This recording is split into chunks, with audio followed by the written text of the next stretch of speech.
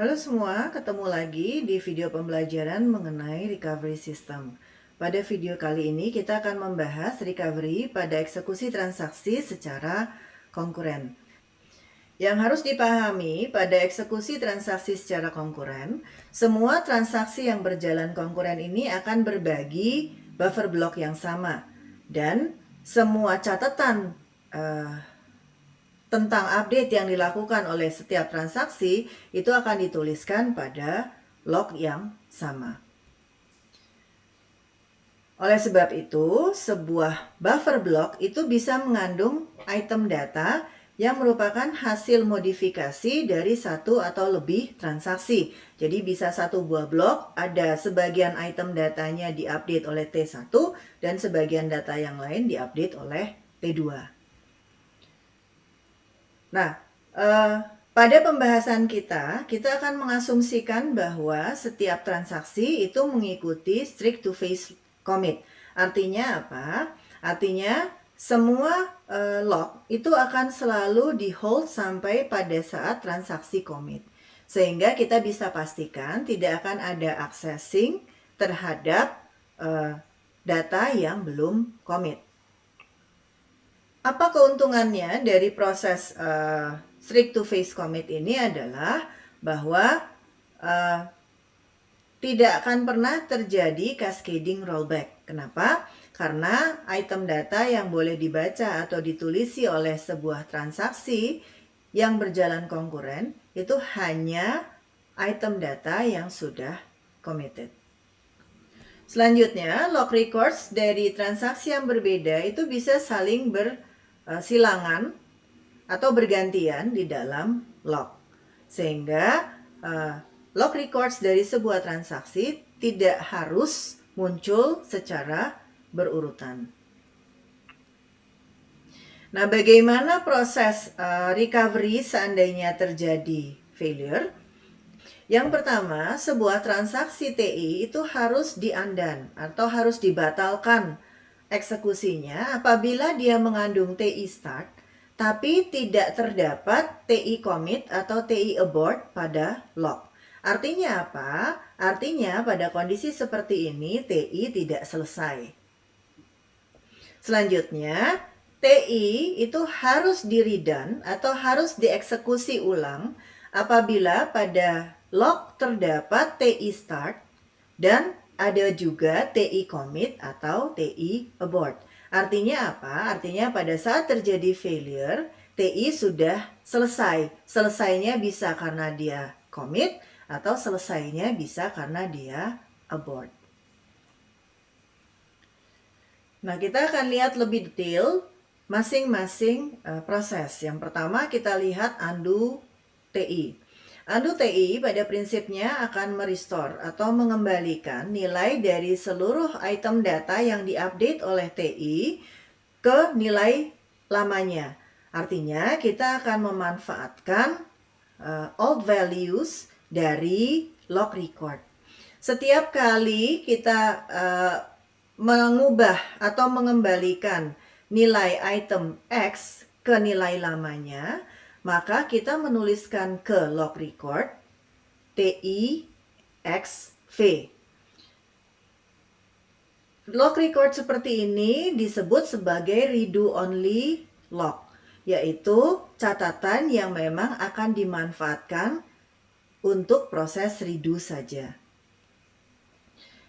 Nah, proses undo itu kita lakukan backwards, mulai dari record terakhir yang terkait dengan TI hingga nanti pada saat kita menemukan TI start. Pada saat kita menemukan TI start, artinya proses undo selesai dan kita mengoutput atau menuliskan TI abort pada log.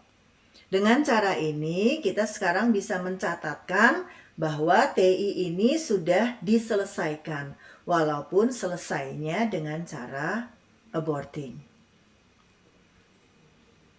Bagaimana dengan proses redo? Proses redo TI dilakukan untuk mengulang kembali proses updating yang dilakukan oleh TI. Artinya nilai item akan kita isi dengan new value dari log. Proses redo akan kita lakukan forward, mulai dari TI start hingga kita menemukan TI commit atau TI abort. Nah, selama proses redo, tidak ada proses logging atau pencatatan di log yang harus dilakukan. Nah, misalkan TI sudah pernah di undown sebelumnya, sudah pernah di undo sebelumnya, artinya pada log itu akan ada catatan TI abort. Nah, karena ada catatan TI abort, pada saat terjadi failure tentu saja TI kemudian jadi harus masuk kelompok transaksi yang di redo, seperti kita tuliskan di sini ya. Kalau ada TI abort, maka dia harus di redo. Nah, pada saat di redo, kita akan menemukan redo only record seperti ini, yang artinya nilai X akan saya isi dengan nilai V. Artinya apa? Artinya kita mengulang kembali proses redo yang sebelumnya pernah dilakukan. Kondisi seperti ini sering disebut sebagai repeating history.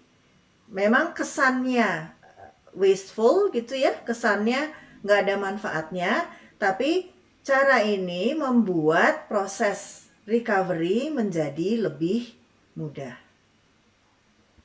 Nah, kita sekarang lihat contoh. Apabila terjadi failure pada saat isi log seperti ini, maka proses recovery yang harus dilakukan adalah melakukan undo terhadap T0. Kita tuliskan T0 B2000 karena undo kan mulai dari bawah ya. Jadi kita tuliskan ke log T0 B2000, kemudian nilai B kita kembalikan ke 2000. Kemudian kita ketemu ini, saya akan tuliskan T0 A1000 ke dalam log, dan setelah itu kita kembalikan nilai A menjadi 1000, dan pada saat ketemu T0 start, proses undo sudah selesai, saya tuliskan T0 abort pada log. Untuk kondisi seperti ini, apabila failure terjadi di sini, maka proses recovery-nya adalah T0 harus di-redo, sedangkan T1 di-undo. Karena T0 punya commit, T1 nggak punya commit maupun abort. Apa yang kita lakukan? Kita pertama lakukan redo. Jadi nilai A saya isi 950. Kemudian nilai B kita isi 2050. Seperti sudah disebutkan, tidak ada log record yang harus dituliskan pada saat redo. Nah, selanjutnya T0 commit berarti proses redo-nya selesai. Kita sekarang lakukan undo backwards ya, dari T1C 700-600. Tuliskan dulu T1C 700 ke dalam log. Setelah itu nilai C kita ubah menjadi 700. Pada saat ketemu T1 start, maka kita log T1 abort. Nah, bagaimana jika failure terjadinya seperti ini pada saat T1 juga telah commit? Dalam kondisi seperti ini, maka recovery-nya dilakukan dengan meredo T0 dan T1. A kita isi 950, B kita isi 2050, C kita isi 600. Begitu ketemu T1 commit, proses redo selesai. Sekian pembahasan mengenai recovery dengan berbasis log. Pada video berikutnya, kita akan melihat proses recovery berbasis log dengan memanfaatkan checkpoint. Sampai ketemu lagi.